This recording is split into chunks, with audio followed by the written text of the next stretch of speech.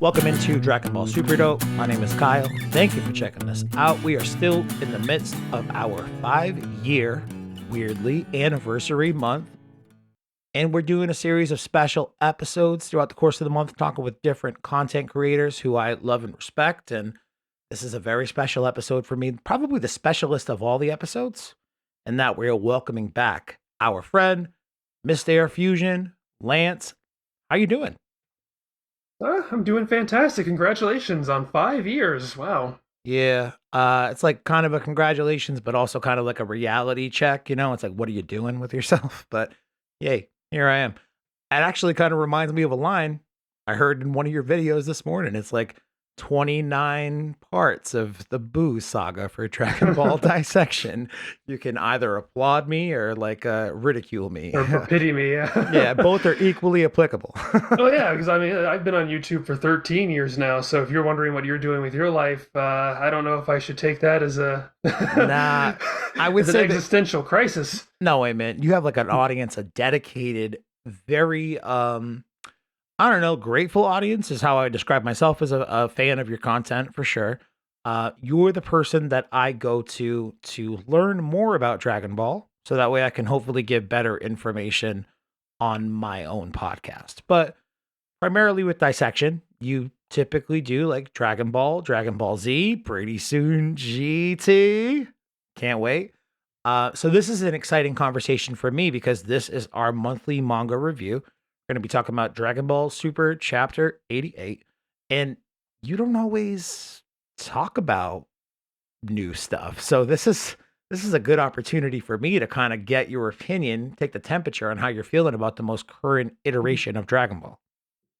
Well, at the very least, I do try to put my initial thoughts on Twitter. If anybody's following me on Twitter, I have not done it for this chapter yet because I was out of the state, seeing the new movie with friends, and so I sort of got to the chapter while I was vacationing, and I have not put in the work yet of sharing my thoughts with people's. Well, my question for you is before we jump into the manga, you did have the opportunity to go see the movie last week. What did you think of Dragon Ball Super Superhero? Best name in the world. What did you think of the movie? Aside from its somewhat cumbersome title, I really enjoyed this one. I was happy to put out a video about my thoughts of it back in June, when it came out in Japan. This was most of what I was looking for in a Dragon Ball movie. Greater emphasis on character and humor, and I can sort of put up with some of the longer fighting sequences. Yeah, I honestly felt like it was a good, fun Toriyama romp and didn't have very much in terms of like upward stakes. Like, sure, Cellmax, I'm sure is a threat, but the fact that Gohan and Piccolo were the people to be able to address that threat automatically felt less important to me. Um, the new Gamma androids I really enjoyed. I loved their characterization of Pan in this. Oh, damn it. I said it like you. Pan. I'm going to say it like I say it normally.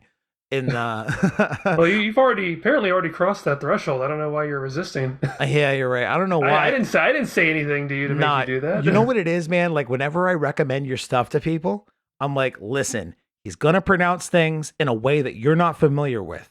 Once you get past that, though, his content is invaluable to you as a Dragon Ball fan. So just get over it, okay? But I really enjoyed a lot of the different characterizations of characters we've known for a long time, but I also enjoyed a lot of the new characters that we had gotten as well. So my favorite, or my question for you in terms of favorites, who was your favorite character throughout the entirety of the film? I don't know if I can narrow it down to one. I can at least narrow it down to two. I mean, uh, I loved Piccolo in this movie, for one. I mean, people seem to want to describe this as like a Gohan movie, and I don't really think that's true. It's Piccolo's movie. Gohan is kind of the object of the movie. Piccolo is trying to motivate Gohan by doing a few underhanded things, but mostly just trying to take charge. When he's the only one who's paying attention, and it's if you watch Dragon Ball Dissection, you'll know that I was not terribly fond of how Piccolo was handled in the Frieza and Cell arcs, where he just didn't really have much of an impact on anything and just sort of faded into the background. Whereas in Boo, where people tend to complain about him, I thought he was a lot more fun, even if he didn't have an active fighting role.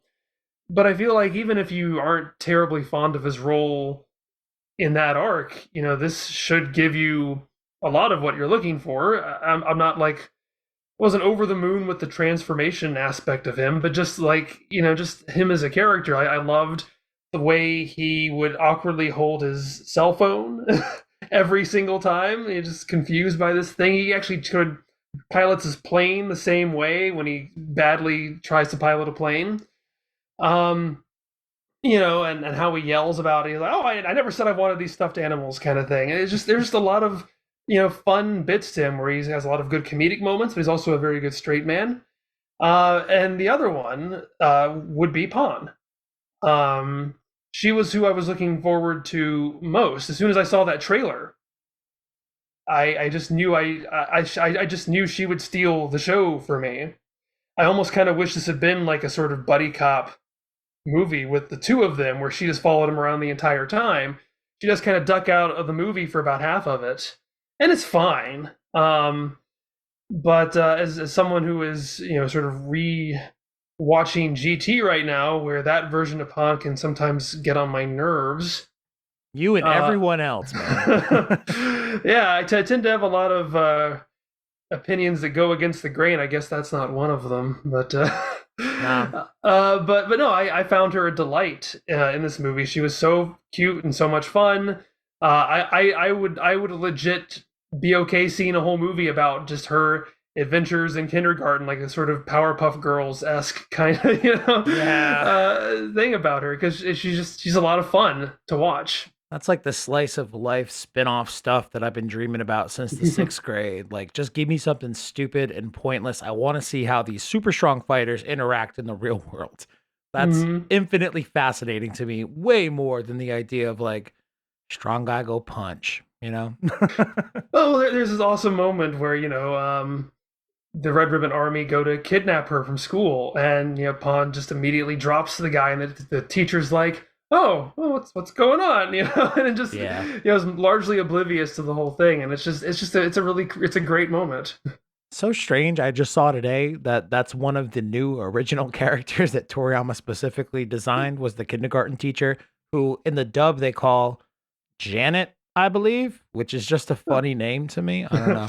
I didn't know they did that. I have not seen the dub, so I don't. I didn't know they named her. That's interesting. Yeah, Sabat gives it like a quick like, "Sorry about that, Janet. This was a test to make sure she knows about stranger danger," something to that effect. It was fun. I saw the dub on Friday. Excuse me, I saw the sub on Friday and the dub on Saturday. But the dub I got to see in IMAX, which was pretty cool experience to see Dragon Ball on a screen that big. Like, I had fun with it.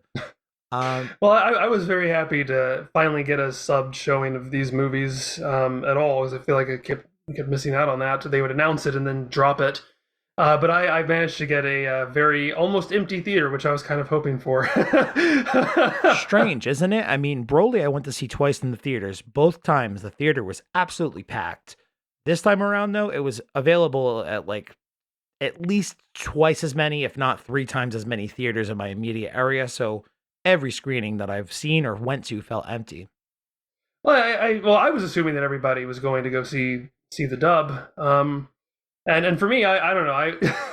I just don't really feel like I fit sometimes, because I remember like the part I hated about the Broly movie the worst, and I think ROF as well, was just when people in my audience would just scream or cheer or hoot or holler, and I just like, shush, I'm trying to watch the movie, shush. Yeah. And so I didn't get any of that this time. It's nice to have the subtitles to read along with in case anybody does overreact. But I think for my sub showing, I had 4. It was me, my friend Mike, and 2 other people, each of which were by themselves. I think, well, we were part of a group of, I think, about 10 people, and I think there were maybe like 2 other groups of maybe like 5 people in the theater with us. But I don't want to, come across as too poo-pooey. And I am glad that people have fun and get excited while watching these movies. But but Yeah. I am happier. I am personally happier for just a quiet, calm, enjoyable. Oh yes, One of my viewing friends, experience. one of my friends sent me like a TikTok or an Instagram reel, and it was this dude who, when it was before the Toei, it was just as the Toei logo went up, like it zooms into the water, and then it got the rocks and the Toei symbol. This man, full grown man, big ass Goku costume, jumps up in he must have been sitting in the front row. He jumps up in front of the screen and he goes, "Hey everybody, I need you to help me. Lend me your energy." And I was like, "All right, I'll throw my hands up for that."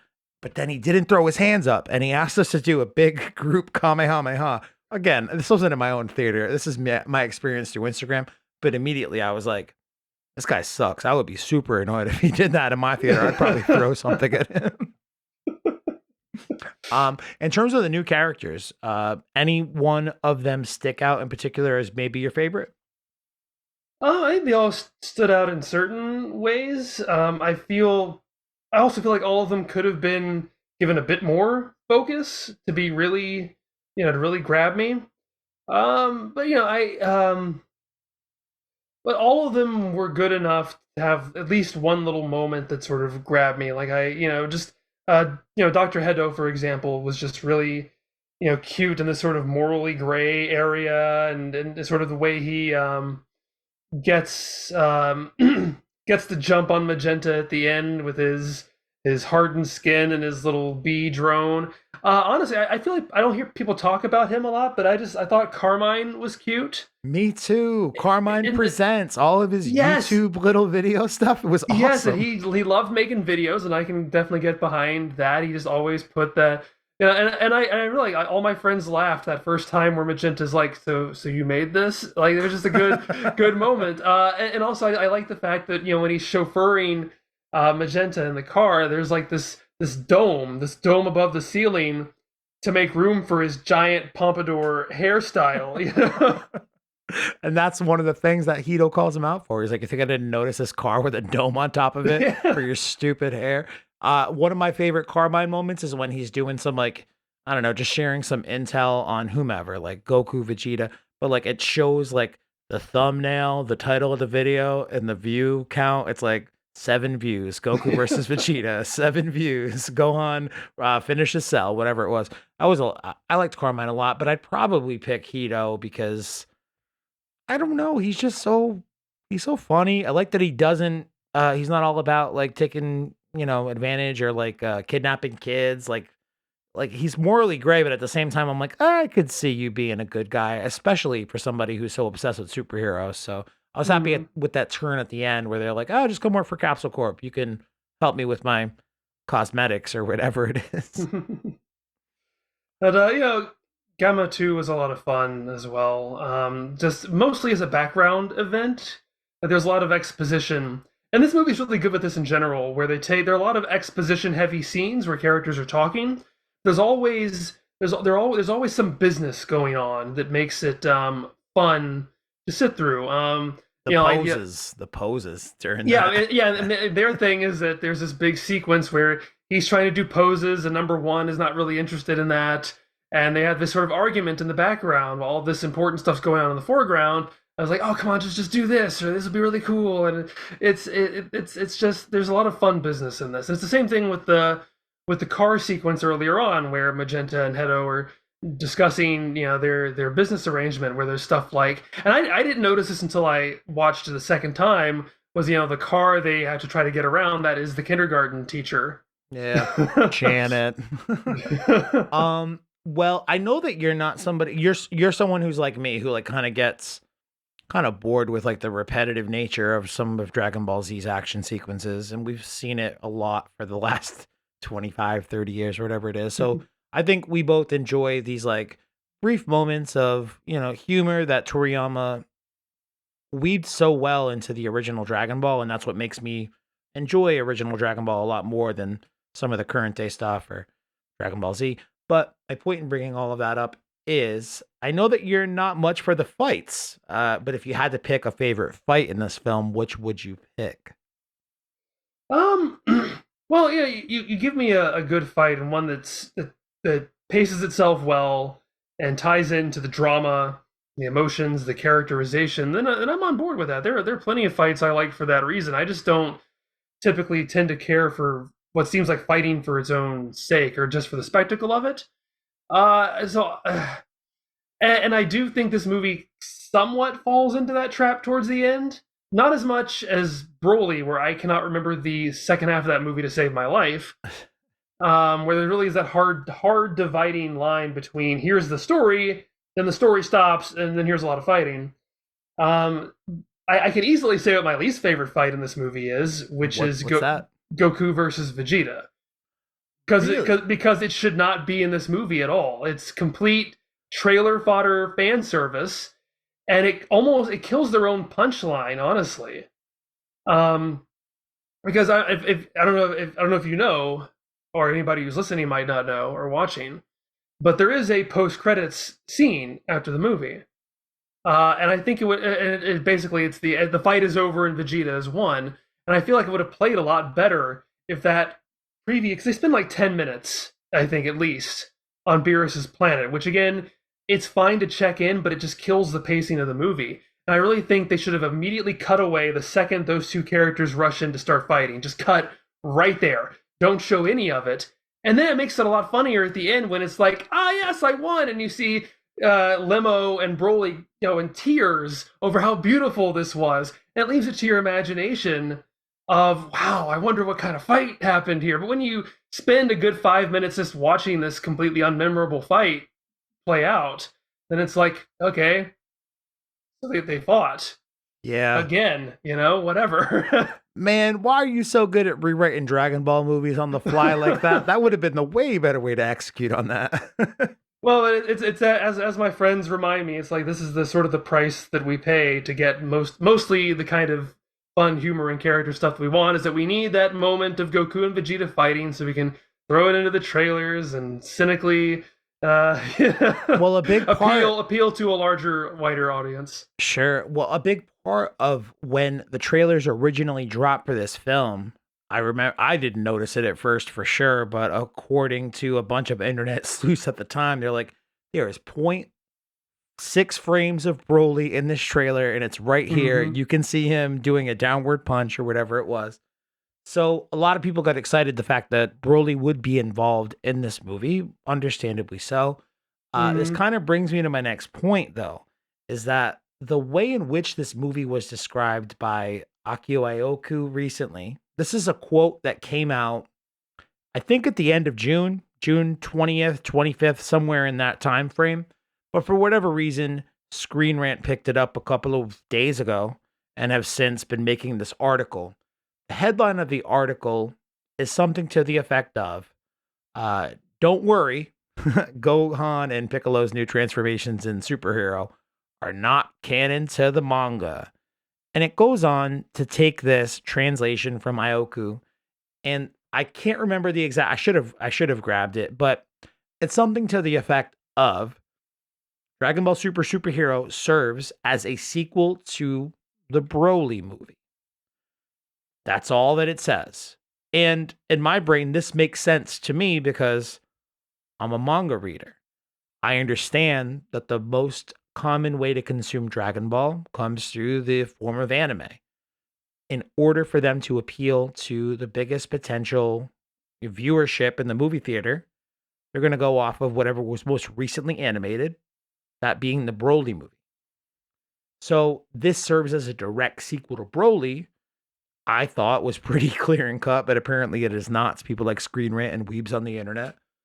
That this movie does not pick up after the events of Broly, but would serve as a sequel in that it would follow the Broly movie like in sequential order, like this is the next movie, but we're not going to reference events ongoing in the manga right now because from a production perspective, how could they know what was going to happen in any given month for the story?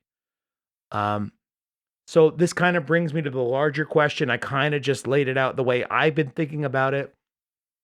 What does Dragon Ball canon mean to you, especially in this current modern Dragon Ball day where, canon used to mean, to me at least, if it's on the manga, Toriyama wrote it, it's canon. If it's filler in the anime, it's not canon. Now it's kind of convoluted. How would you explain to somebody who's asking you, what's Dragon Ball canon? How would you explain that to somebody in the current day? Well, I guess to take that last question first, I feel like I would.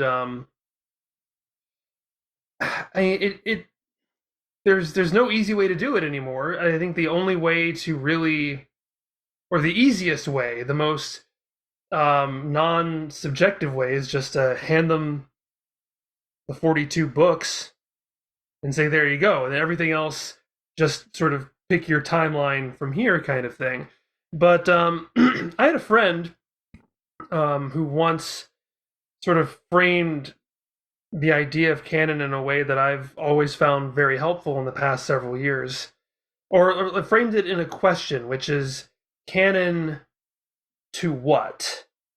That there's always, for the word canon really can't necessarily exist in a vacuum. There's always underlying context of what it is being canon to. Like, if you refer to it in its original sense in terms of, canonizing books of the Bible, for example, it would be like, what canon to? Canon to the Bible. It's not that the books we're leaving out don't exist. It's just in terms of this superstructure we're making, this is what belongs here. And I think it's a bit easier to look at it through that lens, because, which in a sense you can look at as just a form of continuity. So It's like whatever serves the story for the purposes of telling a good story. Yes, but it's also it's useful to know what is connected to what. So it's like, yeah, when you have the manga, the events that happen in the manga are canon to that storyline. Whereas you can also say that, the filler events, the anime exclusive scenes, could be said to be canon to its continuity, but clearly aren't canon to Toriyama's original story. So it just sort of depends on what it is you were dealing with, what lens you were looking through. But that's what has become, and the interview you just talked about sort of pinpoints that as well. What has become difficult in the era of modern Dragon Ball is that doesn't seem at all clear cut anymore. You have in the past was always, you had this manga continuity which stood alone, and you had this animated continuity that also could be said to stand alone. And now it's like we have 3 different versions of Battle of Gods, some of which, like, for example, if you only were to watch the television version of it, you would never know why Pilaf and the gang are children. That information is only in the movie. Good point. And it seems to act like it expects you to have watched this completely separate continuity to understand a key point of its own story. And then, you have most people, are like, well, look, the animated series is the canon follow-up to the previous animated series, and the manga, the super manga, is a follow-up to the Dragon Ball manga. And that's an easy way of looking at it, but there are elements in the Dragon Ball Super manga that pull from the animated continuity, like the number of fingers that Piccolo has, the fact that they talk about Mount Paozu, which is only ever referenced in the animated continuity. Small things like that. And then even for the animated one, you then have to now go back and wonder, well, which one? Because there are now 2 different cuts of Dragon Ball Z. There's Dragon Ball Z and there's Dragon Ball Kai. Where do the movies fit in? And now we have, only one version of Broly, and so which continuity at this point in time does that which continuity does that tie into, and what follows off from that? And like what you were saying in that interview, it's like, it just feels like a jumbled mess now. And so the question, canon to what, they seem to be purposely vague about that, to leave their options as open as possible. Yeah. And he sort of says that in the interview too. It's like, this is a more exciting way for us to tell stories by kind of leaving some things open in the margins for us to mess with the timing a little bit. But in terms of the timing, I'm going with the assumption that all of these events are meant to be canon. And by canon, I mean, I imagine I'll probably see all of these things in sequential order in the anime when it comes back. I imagine it'll go in the order of Broly, Moro, Granola, and then Superhero. That just seems like common sense in terms of the timeline placement for me, given what Pan's age is, given that they make a little bit of a deal about how Goten and Trunks have finally aged up. But I've talked to a few people recently who were like, no, they're parallel universes. The events of Superhero do not at all affect what's going on in the manga. And I'm like, yeah, no shit, man. It's because it happens after what's going on in the manga. Stop thinking like that. Just please help me confirm, I think, maybe, hopefully. This must take place after the Granola arc, right? It certainly seems like it to me, and I could have sworn I heard some interviews in the past that seemed to intimate that. But I mean, just in terms of, I mean, granted, I guess we don't see a lot of the characters in the Granola arc who would make that apparent, like the children. But yeah, that's what I assume. But I've made it a point never to assume anything when I try to analyze any of this stuff, and for that reason, you never want to get into a belligerent nerd fight, especially if you don't. Well, you don't want to in general. You never want to in general. Yeah, But it's but not but to but waste your especially time and energy. Like it's a terrible way to waste time. But for some reason, I've gone down this rabbit hole at least 3 times in the last 7 days. but you especially don't if you don't know if you have a firm foundation to start on, and you're just sort of making your own. Even if they're logical assumptions, you Do never you know. hear the way I you're- talk, though? I am very self assured, sir. Come on, listen. I know what I'm talking about. It's so after Granola. Stop messing around with me, random commenter on Facebook or whatever. I'm not arguing against. I think you're probably right, but I'm not gonna place any money on it either. Yeah, because they could just like be like, oh, somebody put some bets on this. Well, forget those people. And speaking of Granola, though, we are here to talk about chapter 87. I said 88 earlier of the Granola arc. It's called "The Universe's Strongest Appears." So sometimes on the show, because Dragon Ball spoiler culture is what it is, we usually have spoilers, like a full beat by beat breakdown a few days before the chapter drops. I usually talk about it. I did not talk about it this month. We've had a lot of special episodes this month where I had better stuff to talk about than this crappy arcs finale spoilers.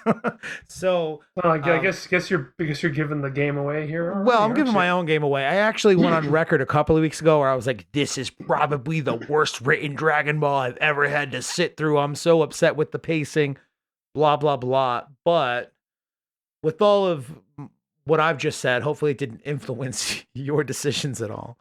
What did you think of the Granola arc? Now that we're finally at the end, definitively, it felt like we've been at the end for the last 6 months. Now that it's finally come to a close, we're about to take a break. What did you think of the Granola arc on a 1 to 10 scale? 10 being the best, 1 being the absolute shittiest. It's it's hard for me to rate it on an objective scale, especially because I've only like some of the earliest parts are things I have now not read in like over a year, so it's hard for me to remember it. But I will, just to preface, because I'm gonna try. I'm gonna try to give you what you want. Hell yeah. I am gonna preface by saying that it was kind of a roller coaster for me. Um, First of all, because I was late to start following the manga. I really didn't try to start catching up until about a year and a half ago. And so I sort of came into the Granola arc as it was just starting, or it hadn't started. And I heard so many people complain about it, even at the beginning, like, "Oh, this is terrible. I can't." But this is like when the exposition parts were still going on. It's like, "Oh, this is who Granola is," and talking to the heaters. And I read that stuff and I thought it was great. Yeah. I'm like, "Oh, this is really interesting. This is." And in the sort of the conversations between Beerus and Vegeta, I thought it was going to take Vegeta's character in a new, interesting direction. Like the previous arc seemed to have gotten him to find, seek repentance. And it seemed like this arc was going to be about, now I move past that. Now I move past feeling guilty. And so it seemed like there was a lot to go on with this, and I was like, wow, this is the best arc so far. Um, my, but then again, that's the roller coaster I was on for this is kind of my roller coaster for the Tournament of Power in the animated series, where I had similar, like, oh, this is gonna be great, battle royale, meeting all these characters, going to pick them up one by one. This is having a lot of fun, and then once the ball got rolling, it became a miserable experience. You didn't have fun predicting like battles week to week. We had a blast with that. That's how this podcast started. We loved it. Well, to me, it was, and I got that has been 5 years ago, hasn't it? Yeah, crazy, huh? No, it just seemed to go on forever, and I couldn't. There was no delineating factors, and it was just literally a minute per episode, and it just. Oh god, it's giving me flashbacks. Just Yeah, that thinking about minute it right now. you just said minute per episode, and I was like, shit. I actually, I twitched a little bit. I'm like, I remember that feeling. What do you mean 1 minute has passed? I just watched 22 minutes.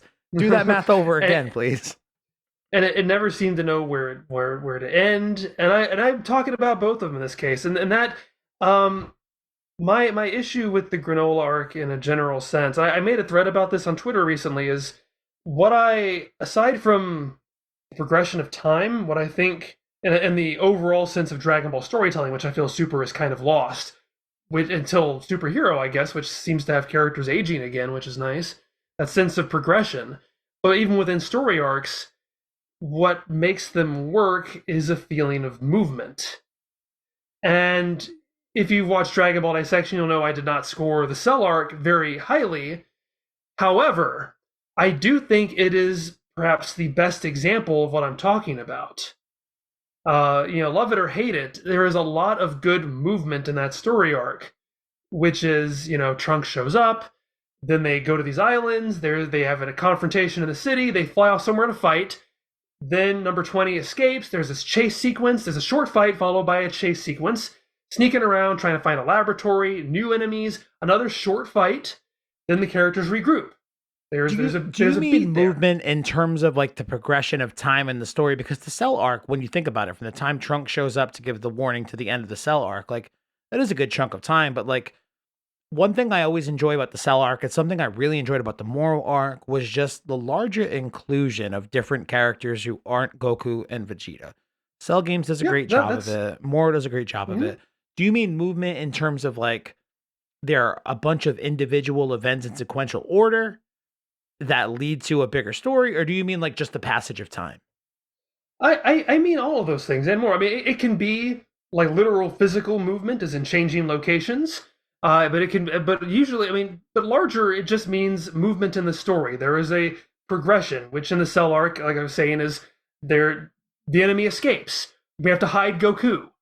We have to train over here. We have to, there's always some new thing that puts a wrinkle into the things. And I feel like if the Cell arc had been created with the same sort of mindset as this Granola arc was, it would be more akin to Trunks shows up, says there's going to be a Cell game in 3 years.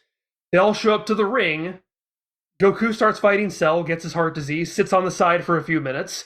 Then Piccolo merges with Kami-sama, and he fights Cell for a bit and then loses. And then it would just be, the whole thing would be, they're at this ring, and they fight for a year. And all the beats are just fighting beats. And that's the only thing that happens until finally Gohan transforms and he wins. That is my problem with the Granola arc, is there's a lot of exposition, but then once the action figures are put onto the board, it is nothing but fighting. And it really starts to just blend. There's no movement. They're just plopped onto a field, and Goku and Vegeta and Granola fight, and then gas comes in and they fight for a while, and then it's just this long, drawn out taffy pull. Yeah, it's like Goku and Vegeta show up. Goku fights Granola. Vegeta fights Granola. They fight Granola together. Gas shows up. Gas fights Granola. Goku fights Gas. Vegeta fights Gas. They both fight Gas together, and just the cycle continues to go on and on and on. Mm-hmm. And for whatever reason, like you said in the beginning, like the beginning of this arc, I thought brought a lot of promise. It felt like a little bit of a borrowed concept from the idea of like the last of a surviving race. Like my race was wiped out by the Saiyans. Like, Hmm. baby from GT vibes, 100% all day, every day. But I thought it was done in a pretty cool way and a pretty cool new Hmm. character design. But then they just seem to drop all of that in favor of giving us an entire chapter of two dudes that I've been watching kick the shit out of people for the last 30 years, just kick the shit out of this new dude for like what seemed like 30 years. I didn't Hmm. enjoy this arc at all, man. Well, So it's I give it like a 4. I was going to be generous and say 3. That's me being generous at 4 too, actually. Great. But again, I'd have to read it again. And the last chapter, I thought the chapter we're supposed to be talking about, I suppose, was I thought was actually an improvement. For the last several months, I felt tired reading it, like a chore. Especially once they had that one little break to do like this whole chapter cutaway to a flashback. And then that was when it really hit me, was when it's like, okay, flashback's over. Well, let's go back to the same fight again. And I was like, oh God, really? Honestly, There's that still more? see, that's perfect because you mentioned the flashback and you have been super heavy on my mind throughout this arc because whenever they chose to include Bardock in this arc, I'm like thinking of the video you made about Dragon Ball Minus 2013 and then like the reuse of that similar sort of setup to begin the Broly movie.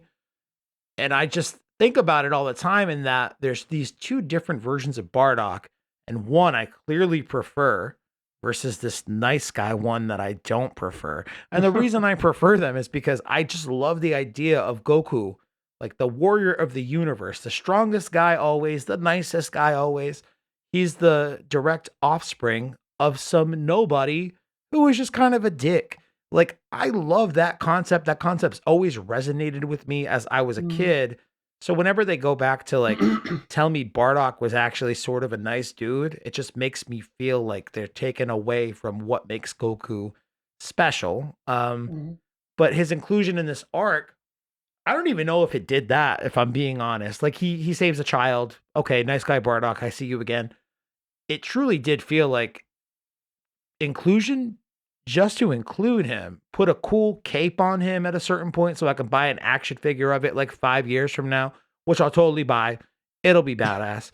But what did you think of Bardock's inclusion in this arc? Do you feel like it has any additional impact on the lines that we're talking about here or uh, I know I saw a lot of people get angry about some of the stuff they did, and it was, as you say, I have certainly weighed in on this topic many times over the years, and I've been angry, but I could not really bring myself to be angry about this.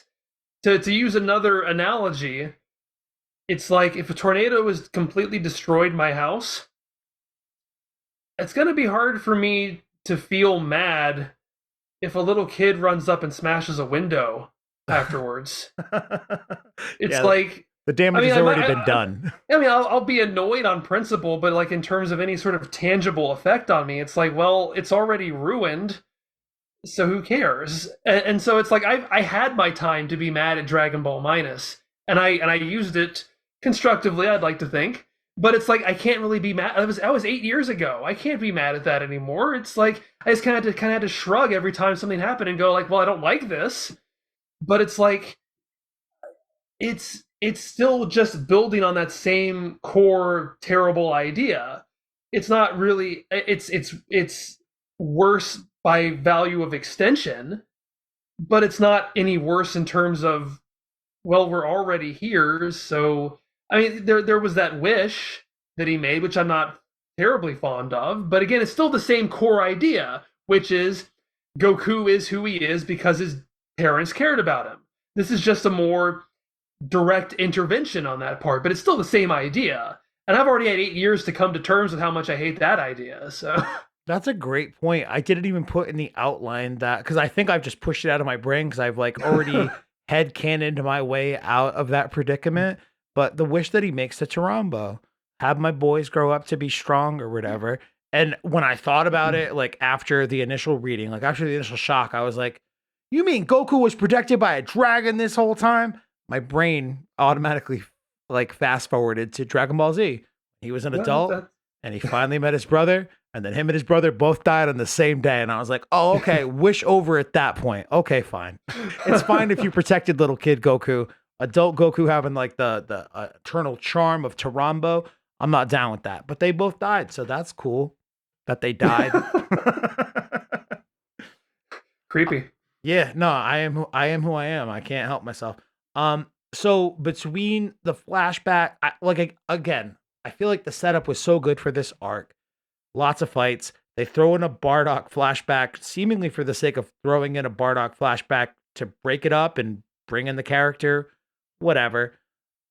More fights. One chapter, I believe it was 83 or 84.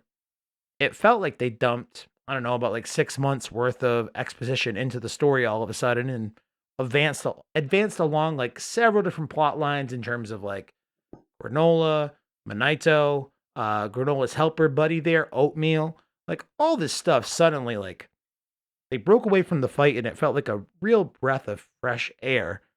And then after that, it was like 4 more months of beating each other up. Why do you think this arc struggled or do you feel like this arc struggled in terms of pacing? And if you do feel that way, why do you think that happened?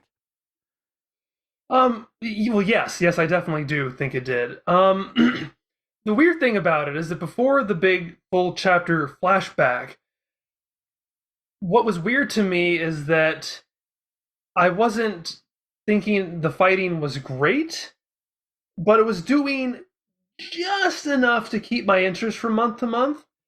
It's like when Gas first started getting in there, his move set. I'm not somebody like you said. I'm not somebody with fighting is my biggest draw, but his move set was still interesting enough that I could just on a in small bursts, I could be invested enough to go, hey, that's a pretty cool move. I haven't seen them do something like that before. Yeah, I like the energy moves, like Green Lantern vibes and things like that. I enjoyed Gas's visual component. He didn't have much behind him in terms of like a story. He just really liked his brother and will go to the grave for his brother. But I liked what he did in terms of moves.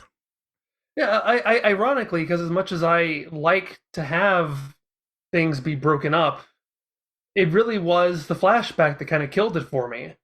Partly because, especially for a 45-page manga, having the entire chapter be a flashback, like I want to say that as much as I am against the whole minus idea of Bardock, I'd like to think I'm open-minded enough that if they really delivered on an awesome story with that, I'd be amenable to saying, okay, I might not like where they're starting from, but I have to admit they pulled this off really well. But what was the point of Bardock being the guy in this flashback? It literally could have been anybody else. See, I was hoping at best that this flashback, and maybe it did and I'm just missing it, I don't know, but I was really hoping this flashback would give some particular insight into how they're going to beat Gas. They would learn some special move or some strategy or some character or fighting weakness about Gas as a character, so they come back to the fight and have some advantage they didn't have before. And I just did not get that impression. So I left that flashback feeling very empty. And so then from that point where it was like, okay, we're going back to the fight now, that's when it started getting really tiresome for me. And again, I've mentioned, as you asked about why I think the pacing is a problem, and it's what I said before, is that there's very little movement, very little in terms of peaks and valleys of it's all just way up here. It's up here the entire time. Fight. And the one time they do stop fighting, it's something that doesn't ultimately matter at all. So what inspired me to make that Twitter thread that I talked about in terms of movement in the Cell arc was there was an interview with Toriyama where he said that what he enjoys about writing movies like superhero is that he basically he writes the story and then he gets to say, and then they fight. And he lets somebody else come up with the fighting for him, which I understand why. it works that way, but I think that's sort of the pitfall of Toriyama planning stories in advance, ironically. Because when he was writing week to week, and he said this in interviews before where he's like, I get excited writing Dragon Ball because I don't know where it's going to go either. I feel like I'm a reader who gets to follow the story along. But because of that, he's in there in the moment feeling the pacing, I think, of when he was writing into the past. And so he gets to go, okay, this fight's gone on long enough. Something new needs to happen now. But I think when you're writing and going, okay, here's the story and here's the fight, and they're two separate things, that's my structure. There's no real intuitive insight as to how it needs to be paced. It's just I write the story and then they fight. That's actually a really good point. I do recall the interview that you're talking about. It was mostly like, I think it was talking about like his writing process for the movie, and that's exactly what it was. Like I break the beat to the story out, and then they fight, and then they come together with this awesome animated sequence that I always love and enjoy, and is way beyond Mm-hmm. like my expectations, whatever that is. I have to imagine he works in a similar capacity for the manga as well. And then he Yeah. hands it off to Shueisha, Toyotaro, whoever it is, and they're like, and then they fight and make that a chapter. And Yeah. I mean, And you can't have them be that segregated and have a compelling story, because you either have this sort of front-loaded talky bits that some people find boring, that are just they go on for a very long time, or you have just these endless fights where the story is just stopped that drag for people like you and me. you They need to be know, more integrated, more interlocked, and more spaced out evenly. so let me ask you that. I know this isn't in our outline or anything, but from your perspective, the way in which these two dudes get together and write what's going on in Dragon Ball right now, do you think it would be better if Toriyama just step down altogether and let Toyotaro truly take the reins over? Because I kind of have this thing where it's like, I think we're living in an interesting time in Dragon Ball in that a fan, like a lifelong fan of Dragon Ball, is directly impacting what the story is these days.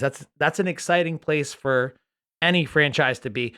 But at the same time, it's a double-edged sword in that should this fan be the one to be in charge? Do you think that Toriyama stepping down would be a good thing and letting Toyotaro have more autonomy, or do you think he needs more oversight from Toriyama? Well, correct me if I'm wrong. I need to do my own research into this more so. If I recall correctly, the Galactic Patrol prisoner arc, the Moro stuff, wasn't that more Toyotaro getting a free reign or freer reign with the story than he was before? I'm pretty sure Could that be was the what was it could be said. the case. I'm unsure as well. I'm pretty sure that's the case. And if it is, That was one of the better arcs it until the end, yeah, which is a yeah, theme in I think Super. overall, yes, but I think overall it was one of the better arcs. So I think, and to tie back to what you just said, I do agree that I think it can be both a boon and a problem to have a fan in a position of power. Just depends. This depends on their objectivity, because I feel like if you sort of get lost in your pet character and your pet concepts and not see the story as a whole.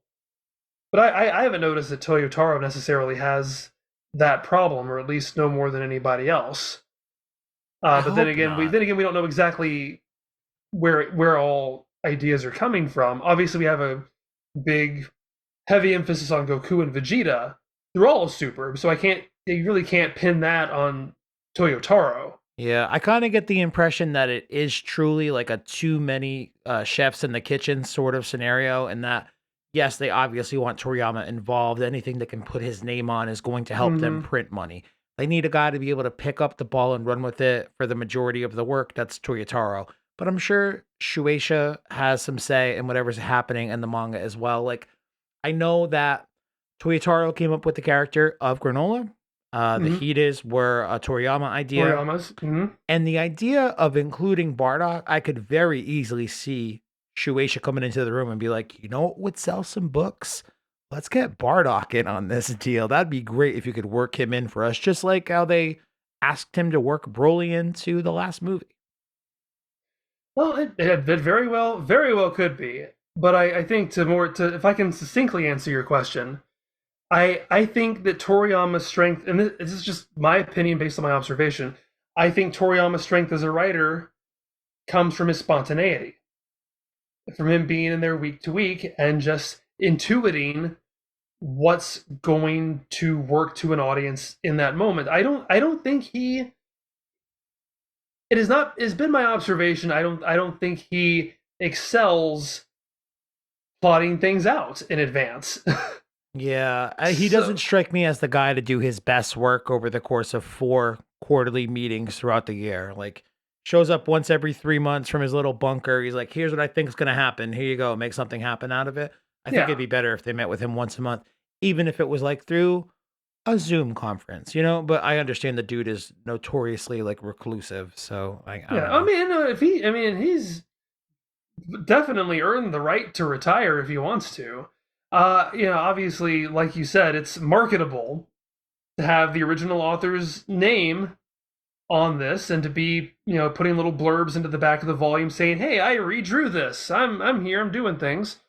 I It would be impossible for me to say for sure whether it would be an improvement to have Toyotaro be the complete creative force or the main. I'm sure the studio, you know, and the companies would have some say, but until I saw an arc that was totally his, it's impossible for me to say who'd do it better. But I do think that Toriyama is not playing to his strengths in this committee. I'm going to hand down an outline from something I just said. Oh, here's an idea, as opposed to him being in the trenches. And if he's not willing to be in the trenches, then he has, there's no he's done his time. He doesn't have to prove anything to anybody.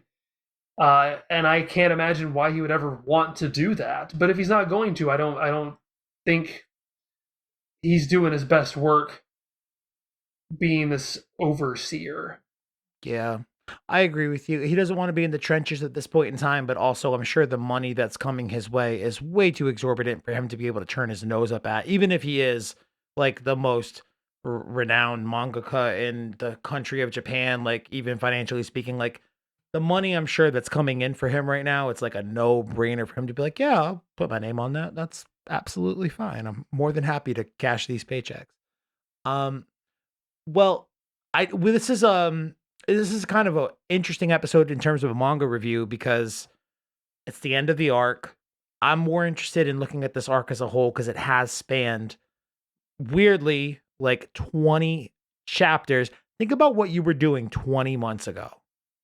It was April of 2020. Oh shit. And we don't want to think about what we were doing 20 months ago. Never mind. I changed my mind. It was a sad time in America's history. My point is, this thing has been stretching on for forever. So I was just curious in hearing like your overall thoughts about the arc.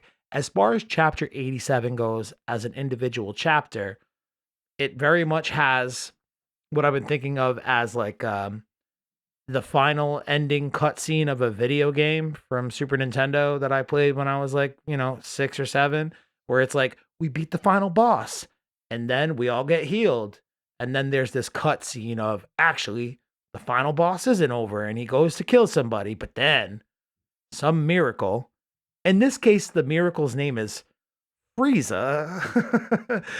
It just so happens to kind of sew up all of the loose ends at the end of it. So, a couple of things I enjoyed in this chapter was the visualization of Gas as he's on his way out, having that skeleton stuff come through. There's this really cool panel of when he realizes that he's on his way out. He overhears something Mm-hmm. Elec says, and he looks in the water and sees his own Yes. reflection.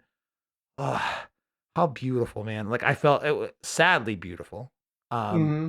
but the idea of like the spoilers kind of factored into this chapter for me and like what we thought was going to happen because the spoiler that came out was Monito catching a quote unquote poor man's death beam, we'll call it, like through the back of, and out through his chest. And it's like a Namekian healer catching a death beam through the chest. Wow, I wonder who that could be.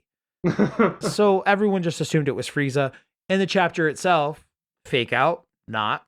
It's Gas in his zombie form. Kills Benito doesn't really matter ultimately because Whis does what he does and has zero repercussions for his angel role.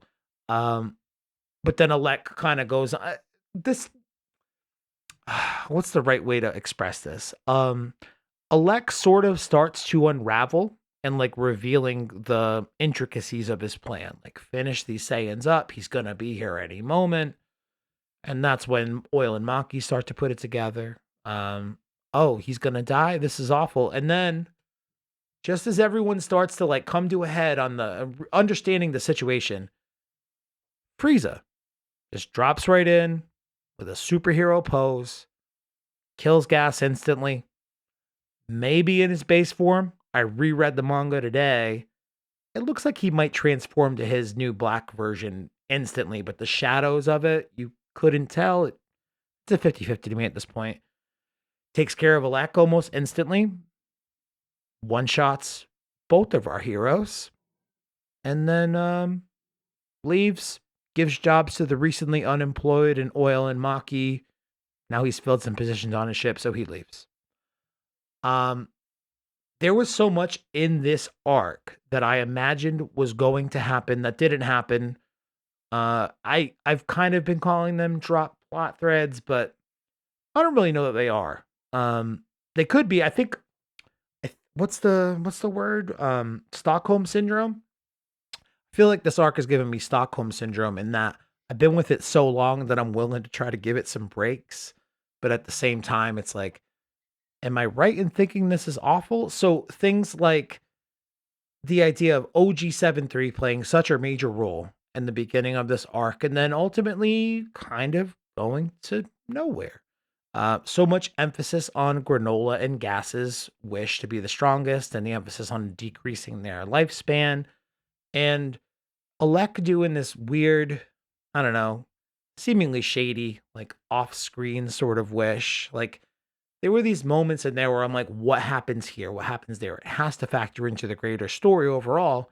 And in the end, no. Frieza shows up and kills everybody.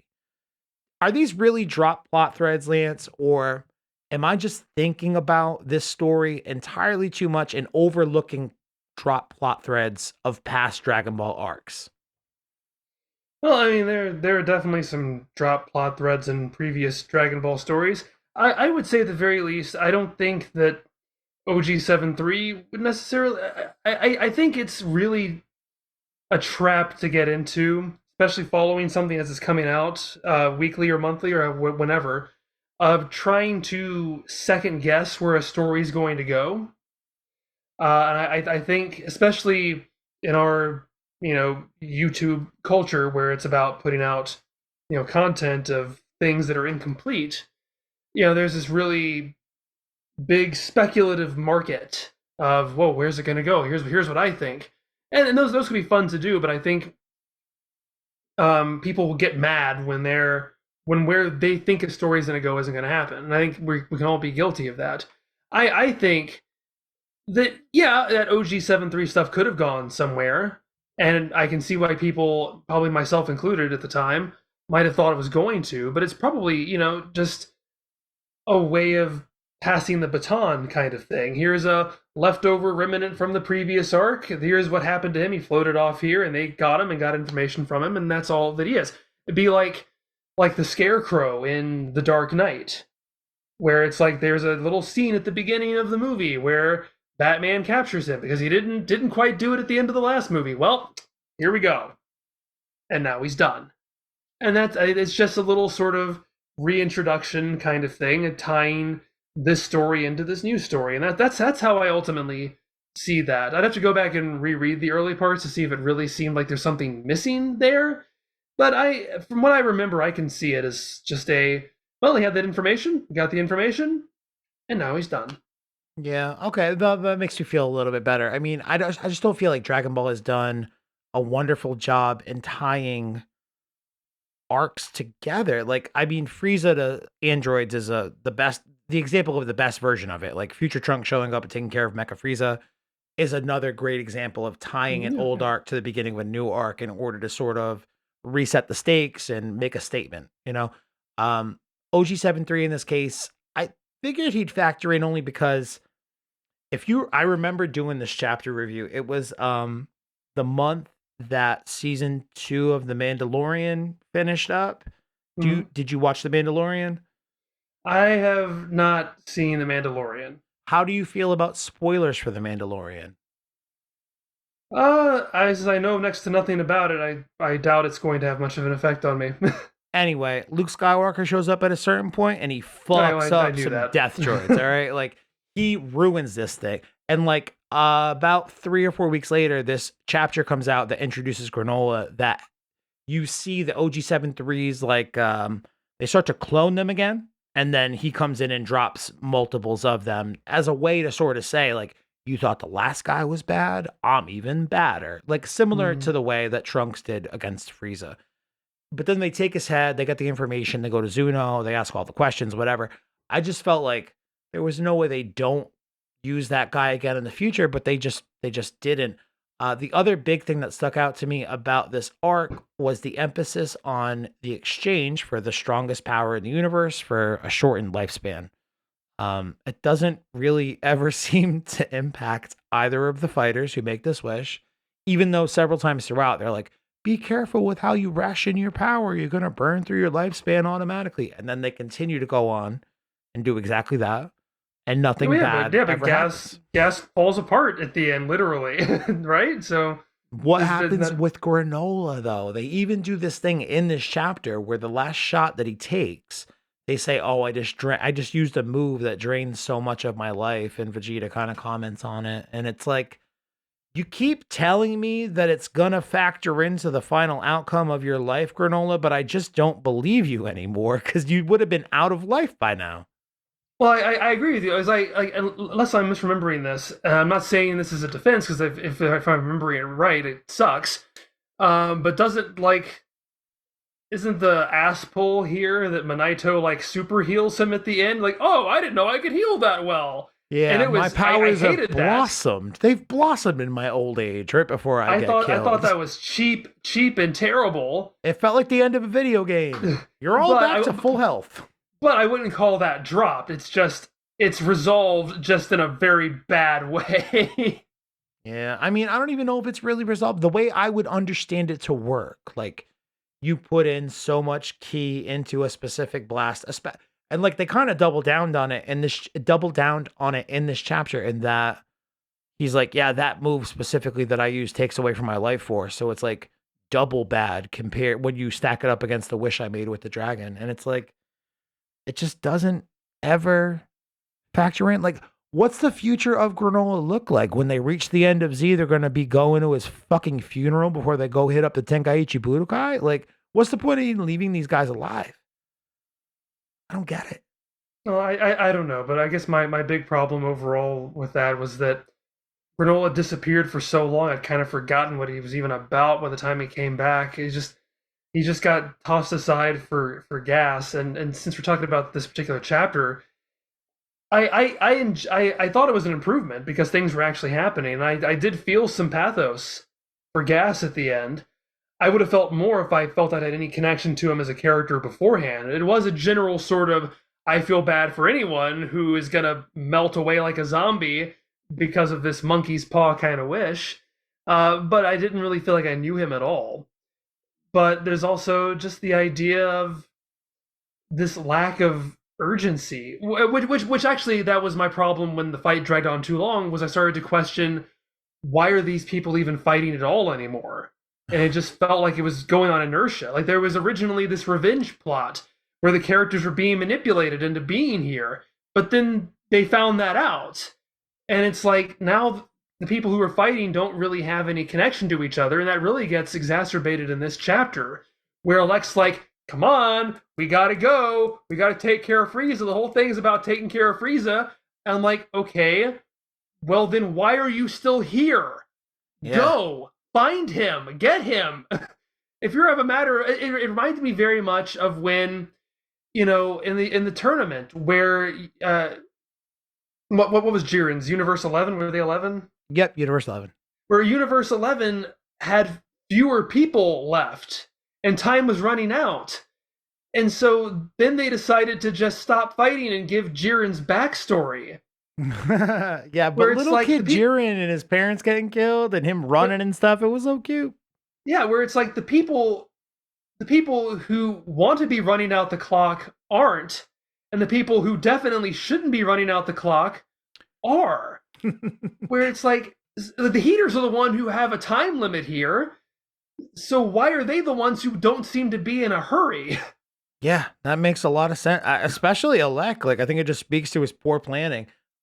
Who shows up though? It's very lucky that Frieza shows up at the moment he does. I mean, Exactly. What I think is even more wild about this is like I'd thought that Alec has this wish that he makes for gas off screen so that way he could either make a second wish, put some kind of second play in put some kind of like second plan into play.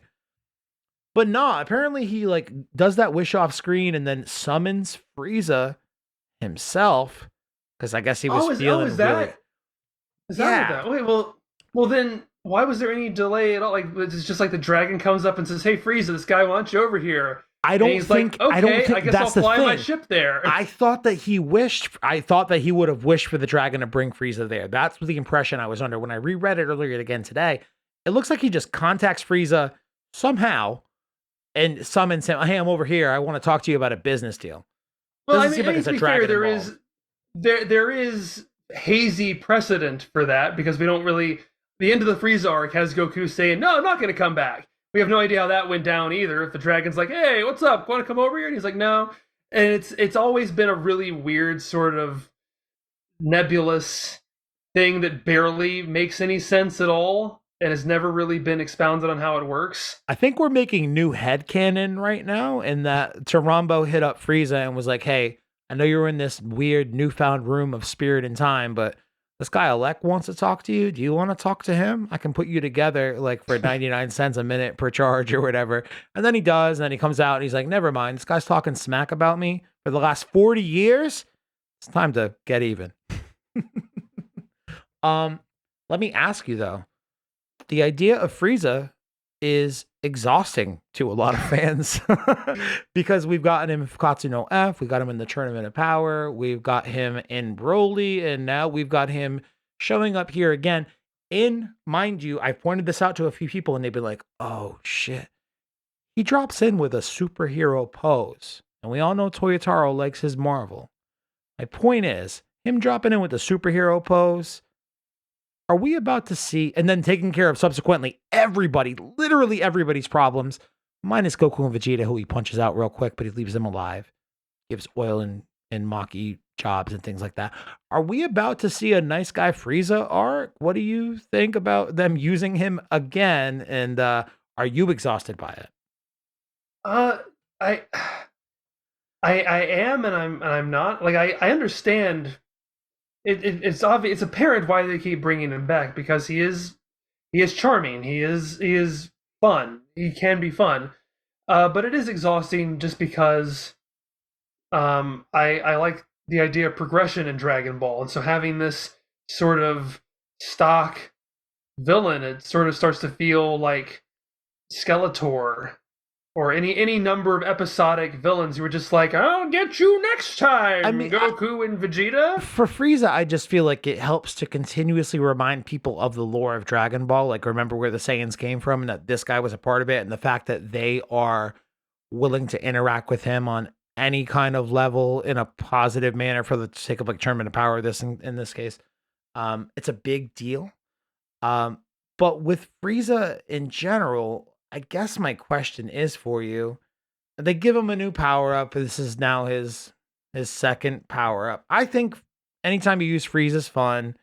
Giving him a power up's fine. I don't love the design. I don't hate the design. It's fine. It's fun. Do you have any feelings on Black Frieza? I mean, unfortunately, it's all par for the course at this point. We got to sell these new action figures. I'm just tired of transformations in general. I'd be happier without any new. If we didn't have any more transformations in Dragon Ball ever, I would be happy. If someone just told me that they'd never have any more. Someone came from the future and told me that, I'd be like, oh, a weight has been lifted off my chest. They all just fight in their base form in the future. It's awesome. It's a I'm utopia. I'm just tired. I'm just tired of these just video game palette swaps. This golden Frieza, orange Piccolo, Black Frieza, and it's like I like colors as much as a colorblind person can like colors, but it is just too much. It's just but again, it's like the Bardock thing where it's like I sort of resigned myself to it existing, so I can't be. I didn't have the same sort of visceral annoyance I had at Golden Frieza because it's like, well, we've been here. I get it. This is what's happening. Okay, Black Frieza, whoop de doo. So I'm just kind of like, okay, I shrug. Yeah, you know what? Now that you've said that, you've actually reminded me of an opinion that you have that I do think about pretty frequently. Oh, yeah. Whenever I'm like upset with modern day Dragon Ball. You have the stance, correct me if I'm wrong, like this is me speaking for you from like me watching a bunch of your stuff in the past, but you would be totally fine if Dragon Ball ended in 1996 or 1997 if I guess we're counting GT. You'd be totally fine if it ended back then and never came back ever and just let it lay. Me, on the other hand, like I'm just so happy to have new Dragon Ball to look forward to, even if it pisses me off immensely at points in time. Have you changed at all in that stance, or would you rather, still have died back in the 90s? I I enjoy having things to talk about, and this has certainly given me new things to talk about and think about in terms of stories and things like that. I There are a handful of things that I have enjoyed enough that seem like they justify its existence. There is. I'm not going to say that there is some sort of arbitrary cutoff point for when a story needs to end. Um, as long as you're turning out good material, good stories that seem like it's pushing things forward, then that's fine.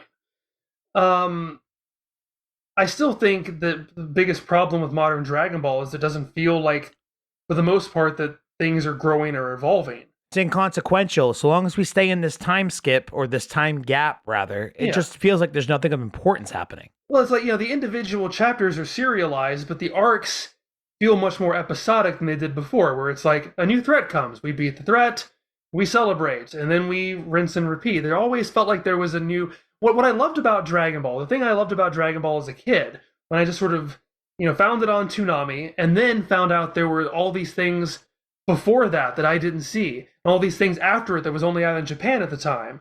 And I would get fan subs and read summaries.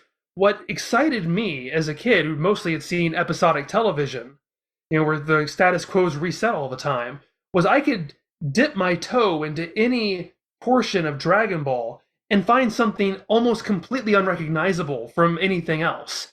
It's like if you jump into Gohan in high school and you've only seen the Saiyan and Frieza arcs, then it's like, what is this? This is completely Gohan's a teenager now, and then you jump back and you look at all these tournaments, like, wow, they were in tournaments before, and like everything seemed like it's had its own identity, its own feeling, and the things progressed. The characters got older, new characters, and all these things happened. And I said this when I finished the Boo arc, is that there is a sort of sense where can you go from here? It's like they blew up the Earth. Like they basically did everything, and obviously, through Toriyama's patented admission of, when I can't think of a new way to show more power, I'll just add another god. And that is basically what Dragon Ball Super is mostly done. Is, okay, well, we have other universes with other gods and a god above them and a god above it and all this stuff. It doesn't. In a technical sense, yes, things have progressed, but at the same time, it really just feels like we're sort of spinning our wheels. And that was what was nice about Superhero, was that at least, at least in a superficial sense, even at this point, you're like a drowning man. I mean, a man dying of thirst in the desert, where it's like anything. They like, aged okay, a whole something. year. Oh my god, I love this movie. Yeah, it's like, oh, she's a toddler, and oh, the boys are teenagers. It's something, and I'm just like drifting all over the place here. No, it's I okay. It's I okay. still I think that I would have been happy for Dragon Ball to have stayed dead just because of that. Because I think it got to a point where that's as far as it can really go. And Super has done very little to convince me otherwise. But I do appreciate on some level the ability to look at these things and go, well, I liked that because of this, or I didn't like that because of this. But it does feel, and especially what you were saying before, in terms of all these, is this a sequel? Is this canon? How does this fit into this next thing? You know, they're, like you said, they're being kind of designed in a way where they can almost be modular because it really is just a self-contained adventure. Yeah, I think it's the idea of like old. You hit on something in that just now that I didn't realize that I felt myself, but when you said it's like, oh, Gohan's in high school now. I remember when I first saw those episodes of Gohan going to high school on some fan sub tapes, and I'm like, he's a 6-year-old throwing hands with Frieza on Namek right now. What do you Mm-hmm. mean he's in high school?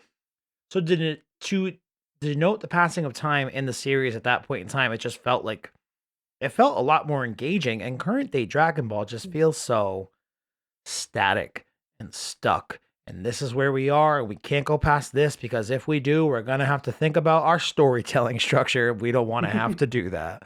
Yeah, Um, and I'm not saying like because I think there's always this danger of when you wax nostalgia that you're coming across as saying that classic Dragon Ball was perfect.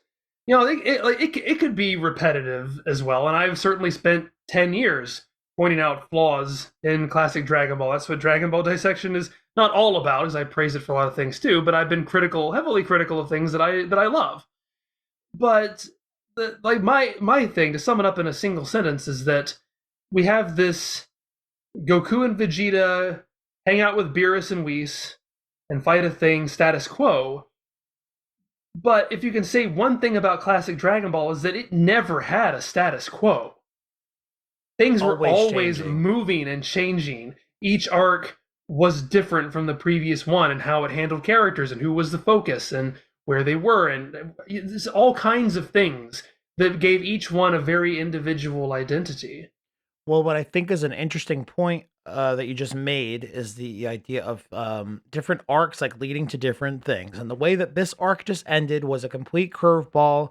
I think a lot of people anticipated Frieza getting involved at a certain point, but the fact that he did not until the last half of the last chapter, kind of shitty storytelling in my view, like way to pay off the whole Granola vendetta stuff or like him overcoming his need for a vendetta and revenge. Way to pull all of that off, guys, by having Frieza of all people come in and solve everybody's problems. But my question is, I kind of like the idea of him accidentally finding another room of spirit and time, training for 10 years. When you do the math out, it's almost like he wasn't dead after Namek, and he's basically elapsed as much time as Goku and Vegeta have had, give or take like 2 to 4 years if you're counting other room of spirit and time stuff.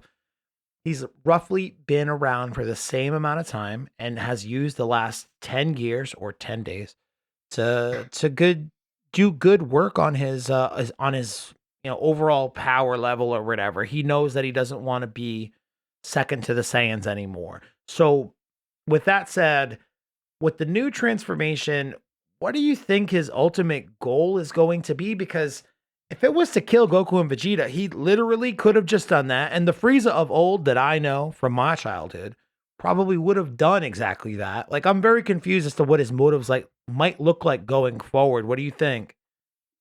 Well, and you just reminded me of this, so I appreciate that. I think I'm kind of in a quandary here because while I don't like the idea of Frieza being this cackling episodic villain who just keeps on coming back over and over again, the one reason I might have liked the end of this arc was because it was just this sort of snap. He's here, and he resolved everything, and now he's just gone. And it's just so. It's how it's viewed is going to depend on whether or not this does lead into something else. But as it stands right now, as its own individual thing, and this is the latest Dragon Ball manga thing we have, it feels kind of cheeky, almost like a punchline in a Yeah. way. Yeah, To it just, feels we've like a had all of joke. this long, drawn out, boring fight, and all of a sudden Frieza's like, you know what, screw you guys, you're all dead, ciao, and then that's it. Like there's a charm to that even I can't help but admit. So I almost kind of hope it doesn't go anywhere because it's just kind of like that's funny, and just having this Black Ray. It's the same thing that I was saying in the movie about how we shouldn't have seen Goku and Vegeta's fight because it's funnier and tweaks the fans' noses a bit to just say that it was this amazing fight. That's how Black Frieza kind of feels to me right now, where it's like, oh, I got this new thing. Bye. And then he just Yeah. leaves. Like, that's funny to me, and I almost kind of hope they don't do anything with it. Yeah, I think kind of compounding off of that idea, like I would be just as happy to like everyone continues to speculate like he's going after Beerus, he's going after Zeno, he wants to be in charge of all the universes. I would love to see Frieza's ultimate outcome after this arc. Like he achieves his new form, 10 years to train, and he's like, nobody can fuck with me now. Now I could be the greatest space emperor of all time, and Oh, nobody it's can it's tell me eh, nothing. it's probably gonna go. It's almost certainly gonna go that way.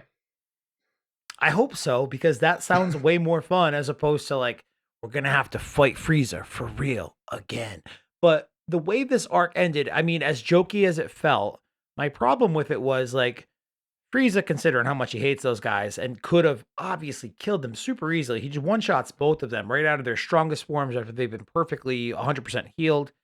He could have killed them if he wanted. All he needed to say was like, he does say something to the effect of like, "You're not the target I came for today, so I'll leave you alone." The Frieza I know loves 2-for-1 deals or 3-for-1 deals in this case. He would have killed everybody, no problem. But all he would have had to say was like, I don't know. "There's a tournament of power coming. I might need you two saying idiots again, so I'll leave you alive now. But God, do I hate you!" Like that would have done it for me. Like give some sort of justification for his leniency with them, Mm. and I would have actually embraced the end of this arc probably. Well, I don't know because it's funny because in my dissection of the Frieza arc, I complain about how Frieza toys with them to the point that it becomes sort of unbelievable to me. Where it's like, if they almost like he, between his power ups and his transformations, he sort of lets his guard down like a good half dozen times, and almost gets killed each time, and almost never decides to take it seriously, and that bugged me. But I've had so many comments over the years since then going, well, Frieza likes to play with his opponents, and it's like I get that to an extent, until you're about to die, then maybe you should start thinking about taking it a little more seriously. But I acquiesce to the idea that yes, Frieza does not take things seriously. He thinks he's the king. Yeah, his arrogance precedes him for sure. Very very And arrogant. So compared to what I saw in the Frieza arc, I feel him just saying once, whatever, I'll leave you right now. I can live with that better than I can with I'm going to transform and still not take it seriously. I'm going to transform again and still not take it seriously, even though you are my focus right now. yeah. So again, it just depends on where that goes, but I can cut it some relative slack just based on how I find it better than precedent at least. Yeah. I mean, it's goofy Frieza. He's just having a good time. He's happy to be out of hell and powerful and alive and with his army again. He's just cutting people breaks. The way this arc ends is fairly abrupt. I mean, it felt like it already ended and then it ends again in this chapter, and it does feel fairly abrupt. But then what feels even more abrupt at the very end, we get to the last few panels. They have the Oracle fish callback that so many people were up in arms about several months ago. But the Oracle fish didn't know who Granola or Gas were. So that means it must be somebody else. And I feel like those last few panels are genuinely Toriyama poking fun at us for being like, or Toyotaro, either way, being overly speculative with our fan theories, like, and just Mhm. kind of reinforcing the idea of like, this is Dragon Ball, dummy. There are always going to be stronger people to go out there and fight. Like, that's what I felt like the last page of this really kind of sums up, but more abruptly at the end of it. We are taking a short break. We'll be back soon. We're going to plan for the next arc. They're taking a break in the manga for at least 2, potentially 3 months. I don't know for sure, but I've heard maybe it could be January 2023 that they could come back with the next chapter. I'm going to have a real long fall trying to come up with extra shit to talk about on this dumbass podcast. But my question for you is, um, do you recall anything either in modern Dragon Ball or classic Dragon Ball in terms of like a manga break like this? Is this kind of unprecedented or has it happened before? I think it is unprecedented. I'd have to go back and check the dates, but I don't think there was ever any significant, if there was any break at all. I mean, but obviously, even in that case, a weekly break is going to feel different than even a monthly break. Yeah. But even like in terms of the animated series, they would be preempted on occasion for some event or special television program. But it was pretty continuous as well. I don't think there's ever really been a time in the middle of serialization where they've just announced we're gonna stop. So strange. I'm excited about that in a way. I mean, partly because I feel like I need a break. Yeah, you're not wrong. I'm excited to do like different types of episodes and not be super frustrated at least 1 to 2 times. Frustrated. Oh, you caught it. Not be super frustrated at least 1 to 2 times a month with how poorly this manga is going. But like, what do you think the break could be indicative of? Like, a lot of us are speculating, as we did back in 2019, that the super anime could be coming back. It could be, something that they're kind of clearing the way for an announcement at Jump Festa, the week before Christmas, I believe it is this year. It could be, I mean, this is me just completely spitballing, speculating. I want to hear your thoughts too, but are they finally planning to do an arc that meets at the end of Dragon Ball Z where they go to the Tenkaichi Budokai, meet Oob, and have this final end of Z moment so we can move beyond the static time period? What do you think this break in the manga might be? Well, I definitely feel that just based on that one little blurb at the bottom, it's going to be hard to say. It's hard to glean much from that. I think it could just be the fact that, as hard as it is to believe, this has been going on for almost 8 years continuously now, which is, almost as long. I mean, that's pretty much the beginning of Dragon Ball up to the Buu arc. That's a good point. Jesus, it does not feel like that. I did math out when math sucks, but I did math with Geekdom a few weeks ago. It's like this arc has been 21 chapters. Moro was something like 22, 23 chapters. Like each of these respective arcs have been 1/5 of Dragon Ball Super manga entire run. And it doesn't always feel like that with the month to month format, I feel. Yeah. So, I mean, so it could just be as simple as someone demanded a break, and this is not, and maybe even Japan has some limits on the grind till you die work ethic, and they're like, okay, yeah, No, this is gonna give. They don't. You lie. Yeah, so maybe this is just realizing that you can't get blood from a stone, and maybe it's time to let them rest and charge their creative juices a little bit. Maybe, or it could be any number of those things you mentioned before. Maybe there is some sort of sequenced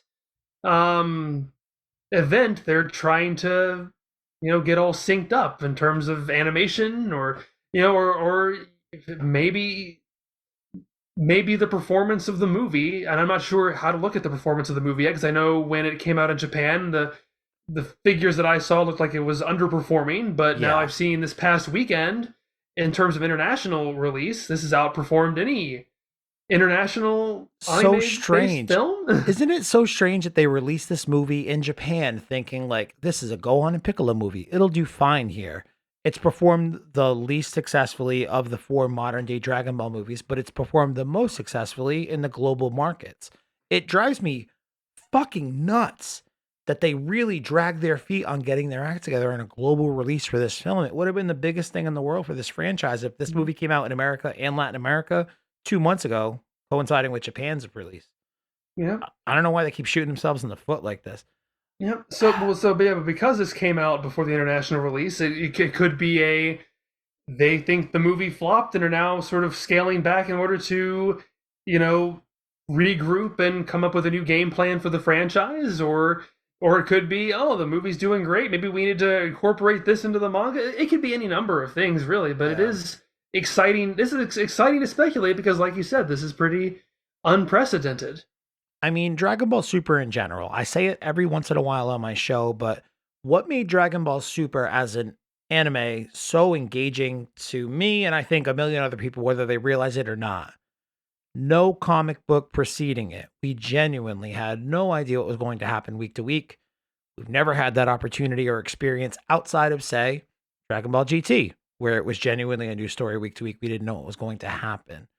But GT didn't happen in the age of social media. So the idea of us all speculating what could happen, especially in an arc like the Tournament of Power, like that's why shit broke the internet when it did during the Tournament of Power. People freaking out about it. I am curious to see what the reception will be to Dragon Ball as an anime when it comes back, now that there are comic books preceding it, and kind of like me and you, we're hardcores, we keep up with the stuff more or less. We already know what's going to happen, but anime only watchers, maybe not. I don't know. You said something in your last answer though that kind of gave me a thought. When in terms of creative juices, when the anime comes back, do you think it's going to be weekly, every single week, 52 weeks a year, or do you think that they will take the much more sensible approach of adapting it to a seasonal anime?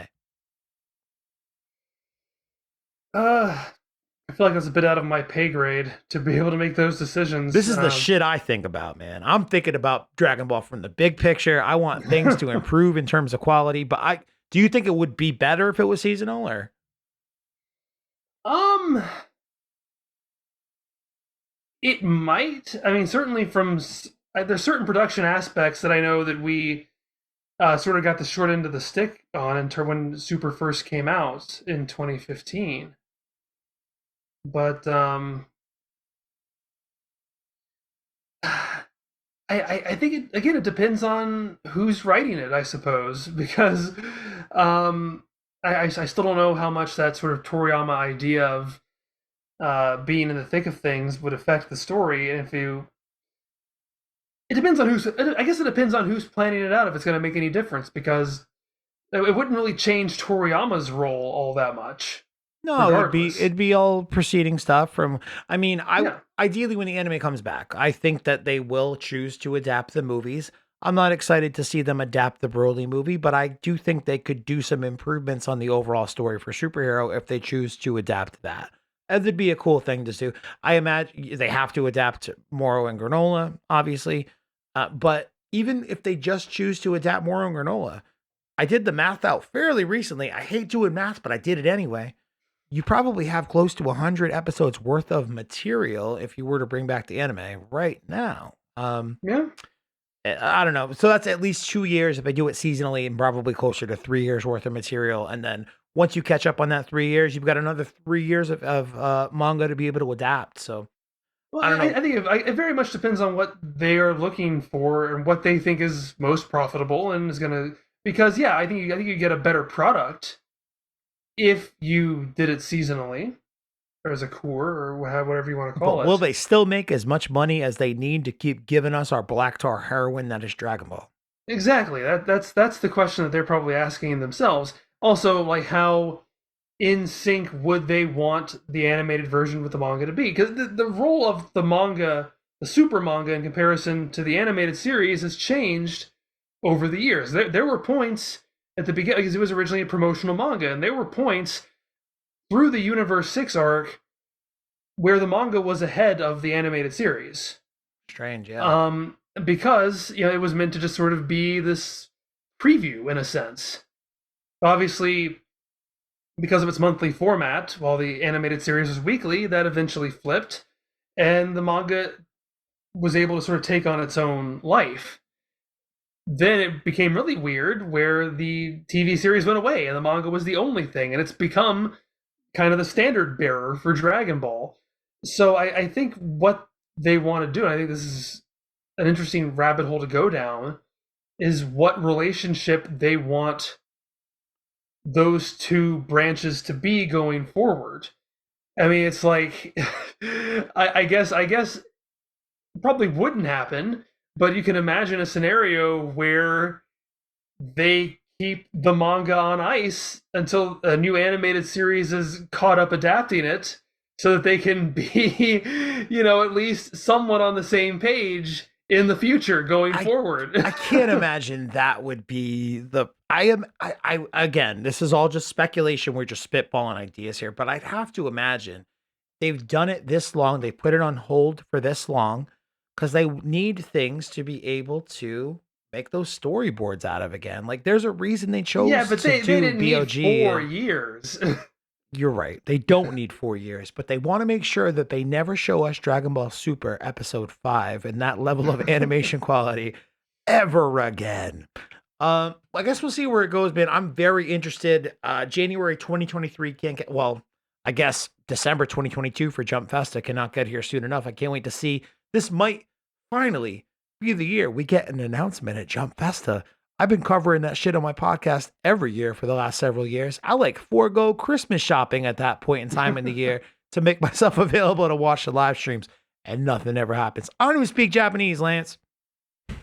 Well, do you think there's a possibility that they would, because again, like when the animated Dragon Ball series started in 1986, they had less than a year and a half lead time when they were catching up. And by the time you get to Frieza, where it's the worst, Yeah. where the production quality is the worst, and they're scrambling, they had like I think 12 weeks of lead time. 5 minutes for the next 6 months.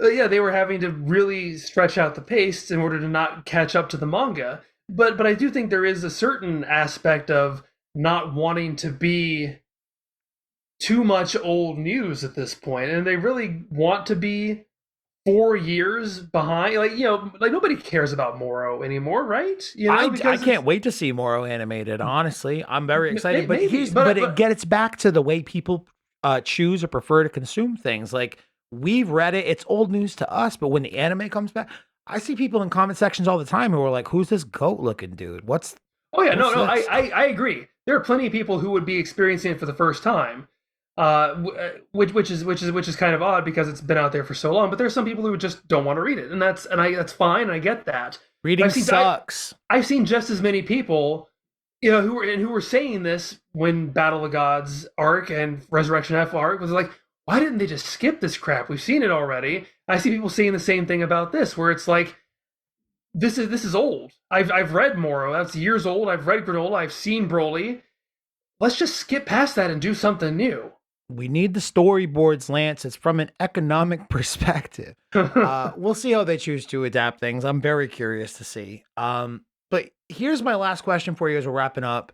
You've been very generous with your time. I so appreciate you taking the time to talk about stuff that you don't typically take the time to talk about on your own channel because you're so focused on the classic stuff. So it's been super cool to hear you talk about modern Dragon Ball stuff. My question for you is, how would you describe what you do on Dragon Ball Dissection? Because I always tell my friends, I'm like, if you really want to learn more about Dragon Ball, this is the guy you should go check out. But I always feel like I do a very poor job articulating like how it is you approach breaking down your content or what it is that makes you unique as somebody who analyzes the content. So like how would you describe yourself to a potential Dragon Ball fan who needs to learn more about this series? Well, the pressure's on now because I don't know if I've ever been a decent pitch person myself. 30-second elevator pitch. No pressure at all. Don't fuck up and go. Oh, I feel even worse. No, I think that it's a lot of fun to take something that might not be seen as terribly analytically driven. As it's famously said, Dragon Ball is not about anything. There's no message. Then that's what Toriyama has said. But it's still fun to take an analytical approach to things. Not to necessarily just gush about something or to just throw vitriol at it, but to take a completely holistic approach. Divide the stories up arc by arc and just analyze the story. What makes it tick?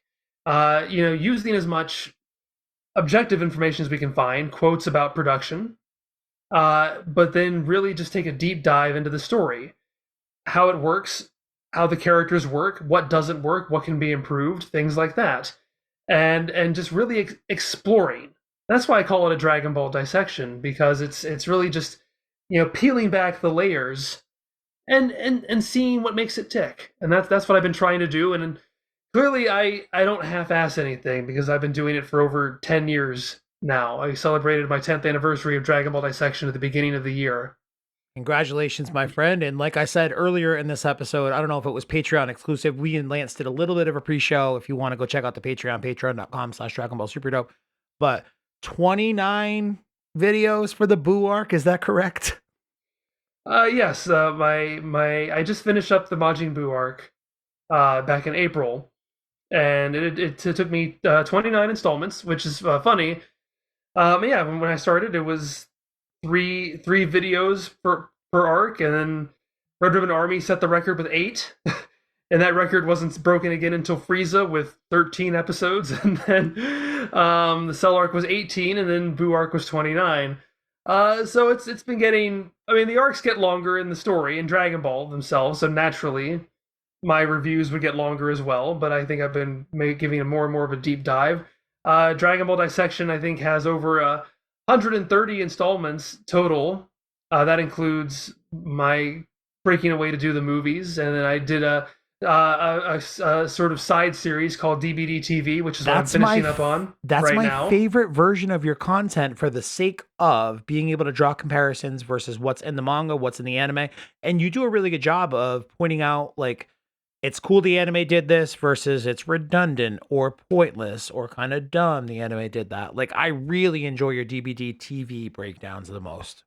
Well, thank you. Yeah, on those, since I've already covered, since Dragon Ball is adapted very, very accurately, it is almost the exact same thing minus the things that are added. So I don't retread old ground. I just focus on filler material and talk about how that changes the overall story. So I'm working on the Buu arc for that right now. I just finished the 4th installment of that, and it's going to conclude at part 5. So it's going to be much shorter than the 29 parts I took to cover the original, because I've already covered that story. So, but it is still going to be setting the record for DBD TV, where I covered the Frieza arc was 4 installments for the DVD TV version of it. This is going to be 5, so be the as I draw that sub series to a close, we'll be setting a new record. So, well, here's the cool thing about you setting this record: as impressive as it is, and as complete as it is, doing all of the canon Dragon Ball stuff. I mean, you can't just stop when you get to the end of Dragon Ball Z, right? You have to keep going. Right? And obviously, if anyone who watches Lance's videos kind of gets what I'm poking at, it seems like you've been absolutely pelted with requests to do Dragon Ball GT, and you've abided. Well, I appreciate you giving me a fantastic lead-in for that, but it's become kind of a running gag in my comments at this point, because people have been asking. I've been asking me for years what would happen after the Buu arc, if I was going to continue or not. And I had left it up in the air based on whether whether it was sustainable for me to continue doing this for after so long, and I decided that it was, and I would continue with GT, and I made a big announcement about it. But for months, I was still being asked that if I would be doing GT or not. It's almost like Dragon Ball fans can't read. I would make more announcements about it, and I'd still get the question, and I became. Try to put it more and more into people's faces, and being almost plaintive about it, to the point that it became a running gag now. And I'm happy to get the comments now asking if there's GT, because the people who are asking now are clearly doing it with their tongue in cheek, which makes me a lot less stressed out than when people were giving me the question where it seemed like it was probably sincere. Yeah. Because for me, I'm kind of in a precarious spot where it's like I don't want people running away thinking that Dragon Ball Dissection is over. And if people don't know that Dragon Ball GT, I was like, how do I get you to know what's happening? So it's kind of scary for me. Don't be scared, man. Literally none of us are going to hit the unsubscribe button like after you get to the end of Boo. We're going to stay subscribed regardless. And honestly, I'm curious to see how you chop up those first 18 episodes of GT, because That's some of the worst fucking Dragon. Like I talked about how Dragon Ball Granola arc has been like some of the worst manga ever. The worst animated Dragon Ball anime of all time, easily, is those first 18 episodes of GT. So I wish you luck. Can't wait to see your analysis. Well, I'm looking forward to it. Right. My thing is that reviewing Dragon Ball, even though it took over 10 years, was easy for me in a sense because I know it so well. I know I have a largely photographic memory of it because I've ingested it, digested it, consumed it. You've dissected it for 25 years. Well, even before that, I'd been a fan of it for many, many years, and I knew it really, really well. My familiarity with Super and with GT isn't nearly as so. I've been compiling a very comprehensive list of notes to do, and honestly, I just rewatched episode 29 of GT today. Wait a minute. Let me think if I know which episode that is. So I know that that's Late Baby. Is that after he transforms for the first time into Super Saiyan 4? No, we're not that far yet. It's is when that 32 when he does that? It could be 32. I don't know. Again, that's my problem. No, I just said I don't know. Do you not have bootleg copies of Dragon Ball GT at your foot all the time, man? I got VHS copies right. I'm gonna mail these to you. No, the episode is when Goku fights Baby and his servants for the first time, and it ends with him. Well, it is. I've seen it before. It ends with him going into the Suguro space. The game stuff. Yes. And yeah, that's such a strange break in that series, man. I hate that ending to that stretch of episodes. Well, so my point is I'm not as perfectly familiar with this stuff, so I'm making as detailed notes as I possibly can for when I'm making my videos. I'm at episode 29, and I have a word processing document that is over 75 pages. Jesus right now. Christ. God damn, dude. I aspire to be as thorough as that. Even like 1/10 as thorough as that at some point in my life about any given topic. I don't want to make any mistakes when I start having to write. I'm hoping it'll save me time when I'm having to write my scripts in the coming months. It won't, because you're gonna have to dig through 75 pages worth of shit, man. It's easier to search for that than having to search through episodes and go, what episode was that? And again, let me pull up the episode and scroll and scan through it and see where it is. That Control F will be huge in doing your note research. I guess from like that perspective, like 75 pages, man. I just appreciate how thorough you are in literally any Dragon Ball analysis that you do, and I cannot wait to see your stuff on GT because a lot of it's bad, and your reaction to bad Dragon Ball is some of my favorite stuff. Where can people check? I mean, I'm going to link your stuff, your information in the show notes, your YouTube page and your Twitter in the show notes. Go check it out, everybody. Go subscribe. But for the audio only listener who may not open show notes, where can they find your stuff? Well, they can find it at www.youtube.com/MistareFusion, MistareFusion. I also have social media, so it's the same thing. MistareFusion, MistareFusion at Facebook and Twitter. And if you happen to become a fan and feel that my channel is worth supporting, I also have a Patreon. Same thing, patreon.com/MistareFusion. I'm a member. Be a member of that with me. Yes, he is. But also be a member of my Patreon as well, please. If you watch any episode of Dragon Ball Dissection or my other ongoing series right now, Mighty Morphin Zyurangers, which is a Power Rangers Super Sentai comparison, if you get to the end credits of my wonderful patrons, you will see Dragon Ball Super Dope at the end of every episode, and I am eternally grateful for his support. You know what? I'm eternally grateful for like the handful of patrons I have that give me like $30 a month so I can pay some hosting fees and give you $5. That's $5 well spent every single time. Well, thank you. That's going to do it for this episode of Dragon Ball Super Dope. Make sure you rate and subscribe wherever you get your podcast. YouTube. This is a YouTube specific episode, like not too much in terms of visuals, but go subscribe to the YouTube. We're growing slowly. We just hit 300 subscribers. Holy free holies. That's a big deal for me who puts literally zero effort into YouTube. Thank you, Lance. I will talk to you guys next time, and that's going to do it for Super Dope. Super Dope!